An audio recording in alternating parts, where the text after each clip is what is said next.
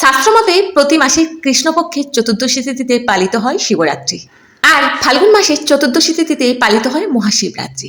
মূলত এই দিনটিতে গোটা দেশে ধুমধাম করেই আরাধনা করা হয় মহাদেবের। কিন্তু কেন পালন করা হয় এই জিনিসটা অনেকেরই অজানা। শুনেছি দেবী পার্বতীর সঙ্গে দেখা হয় আমাদের মহাদেবের।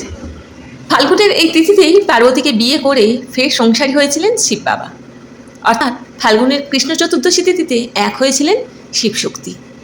বিশ্বের দুই অনন্ত শক্তির মিলন ঘটে এই একটা দিনই। বিয়ে হয় স্বয়ং হর পার্বতীর, সেই কারণেই ফাল্গুন মাসের এই তিথিকে বিশেষভাবে উদযাপিত করা হয়। পুরাণ অনুযায়ী মহাদেবকে বর হিসাবে পেতে দীর্ঘ বছর ধরে কঠিন তপস্যা করেছিলেন আমাদের মা পার্বতী। ওনার ভক্তি, ভালোবাসা, শ্রদ্ধা, কঠিন সংকল্পের কাছে মাথা নত করেন আমাদের মহাদেব।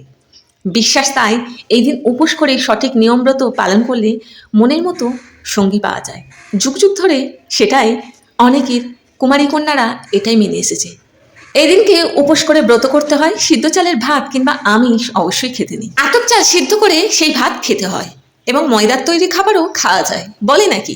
রান্নায় সাধারণত লবণের বদলে সন্দক লবণ খেতে হয়, তবে অনেকেই এগুলো স্কিপ করে বেরিয়ে যায়, অর্থাৎ নির্জল উপোস রেখে সারা রাত পুজো দিয়ে তারপর জলপান করে। মহাশিবরাত্রি হলো সনাতন ধর্মের আরাধ্য দেবাদিদেব মহাদেবের শিবের মহারাত্রি। শিব পুরাণ অনুসারে এই রাত্রি শিব সৃষ্টি, স্থিতি এবং প্রলয়ের মহাতাণ্ডব নৃত্য করেছিলেন। আবার এই রাত্রেই শিব ও মাতা পার্বতীর বিয়ে হয়েছিল। অন্ধকার আর অজ্ঞতা দূর করার জন্য এই ব্রত পালিত হয় সকল দেশের মাঝে। Please understand.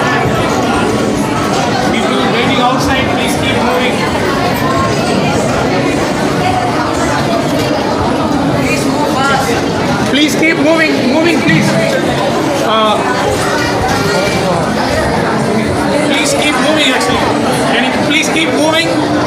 Excuse me, please keep moving.